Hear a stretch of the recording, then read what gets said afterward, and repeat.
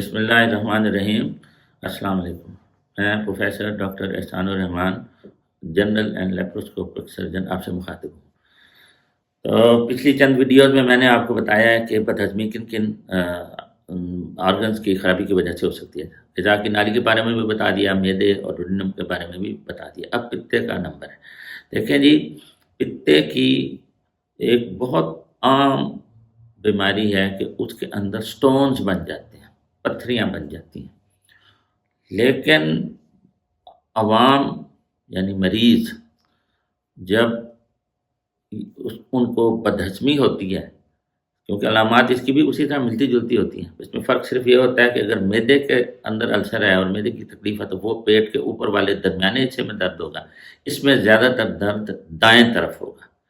اور اگر آپ کوئی ہیوی میل لے لیں گے یا کوئی چکنائی والی غذا کھا لیں گے تو پھر یہ درد جو ہے یہ زیادہ شروع ہو جائے گا۔ یہ پتے کی علامت ہے۔ تو اس میں پھر یہ ہوتا ہے کہ یہ جب پتے کی پتھری، پتے کی جو نیک ہوتی ہے، اس کا جو نیرو حصہ ہوتا ہے، وہاں جا کے پھنستی ہے تو اس وقت مریض کو درد ہوتا ہے۔ تو اس وقت وہ پھر یہ جو کوئی انجیکشن لگوا لیا یا کوئی اور جو اوور دا کاؤنٹر کئی دوائیاں اویلیبل ہوتی ہیں معدے کے لیے جو لوگ استعمال کرتے ہیں، تو اس سے فرق پڑ جاتا ہے۔ وہ سٹون جب وہاں سے واپس پتے کے نیک سے نکل کے واپس چلا جاتا ہے، یعنی اس کی باڈی میں، تو جو اس کا کھلا حصہ ہوتا ہے، چوڑا حصہ ہوتا ہے، تو اس کو وہ درد جو ہے وہ ختم ہو جاتی ہے۔ تو پھر لوگ اس کو یہی سمجھتے رہتے ہیں کہ یہ معدے کی خرابی ہے۔ تو یہ کوئی اتنی مشکل کام نہیں ہے۔ جب کوئی اس طرح کی علامات پائی جائیں تو سمپل ایک الٹرا ساؤنڈ کروا لیں، جو کہ ہر جگہ پہ اویلیبل ہے، بڑی آسانی سے ہر شخص کروا سکتا ہے۔ تو اس کے اوپر پتہ لگ جاتا ہے کہ اس کے اندر پتے میں سٹونز ہیں یا نہیں ہیں، پتا کتنے حد تک خراب ہے، سارا کچھ اس میں پتہ چل جاتا ہے۔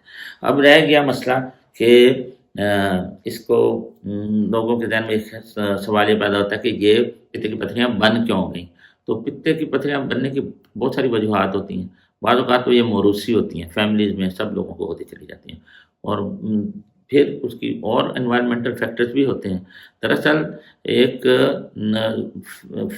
Fatty portion of the diet جو ہوتا ہے اس کو ہضم کرنے کے لیے جگر بائل پیدا کرتا ہے، اور یہ جو بائل ہے یہ جگر میں سے پیدا ہو کے پتے میں چلا جاتا ہے، وہاں پر یہ ایک سٹور ہاؤس کے طور پہ کام کرتا ہے، اور پھر جب ضرورت ہوتی ہے غذا کو، فیٹی پورشن کو ہضم کرنے کے لیے، تو پھر یہ پتا وہاں سے یہ بائل نکال کے چھوٹی آنت میں بھیج دیتا ہے اور وہاں سے وہ پروسیس ہوتا ہے۔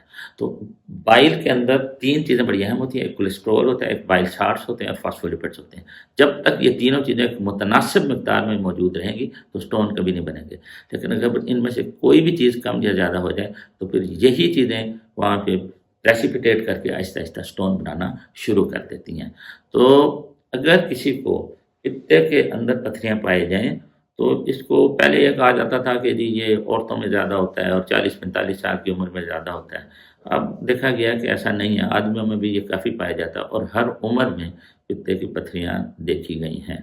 تو اس لیے جب بار بار تکلیف ہو رہی ہے، درد ہو رہا ہے، اور آپ نے الٹرا ساؤنڈ کروا لیا اور آپ کو پتہ لگ گیا کہ پتے میں پتھریاں ہیں، تو آپ کو اس کا فوری طور پہ آپریشن کروا لینا چاہیے تاکہ اس کی پیچیدگیوں سے بچا جا سکے۔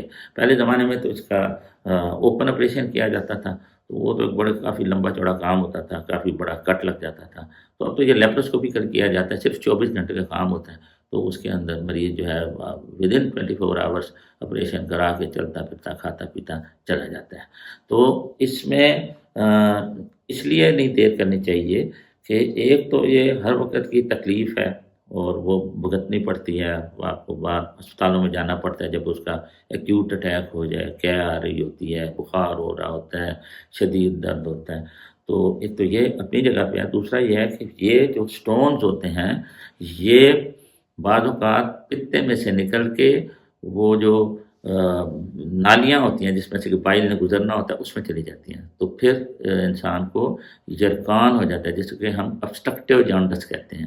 تو یہ پھر جو ایک سمپل سا ایک آپریشن تھا جو کہ 24 گھنٹے میں بندہ ٹھیک ہو سکتا تھا، اب پہلے اس کی ERCP کرنی پڑے گی، جو اس کے سٹون نکالنے پڑیں گے، جو ایک پورا ایک الگ کام ہے، اس کے بعد پھر پتا تو نکالنا ہی پڑے گا کیونکہ سورس تو پتا ہی ہے۔ اسی طریقے سے اگر یہ سٹون پتے کی نالیوں میں سے گزر کے آگے جا کے لبلبے کے منہ پہ پھنس جائے تو پھر ایکیوٹ پینکریٹائٹس جو کہ کافی شدید اور بسا اوقات لائف تھریٹننگ کنڈیشن بن جاتی ہے تو وہ بھی ہو سکتی ہے۔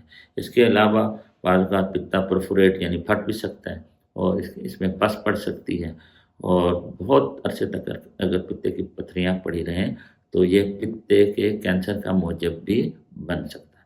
تو اس لیے یہ ایک بڑا آسان سا کام ہے، جب کوئی مریض یہ سمجھتا ہے کہ اس کو بار بار درد ہو رہا ہے، بدہضمی ہو رہی ہے اور کوئی گیس فیل ہو رہی ہے، تو اس طرح کی اگر صورتحال ہے تو اس کو یہ اس طرح فوری طور پہ یہ نہیں سمجھ لینا چاہیے کہ یہ صرف معدے کی وجہ سے ہی ہوگا، اور یہ تو اس کا الٹرا ساؤنڈ آپ کروا لیں، اور اگر اس میں آپ کو پتھریاں ہیں تو اس کو بس نکلوا دینا چاہیے۔ اب لوگ یہ سوال کرتے ہیں کہ پتا جو ہے وہ اگر نکل جائے گا تو پھر کیا بنے گا؟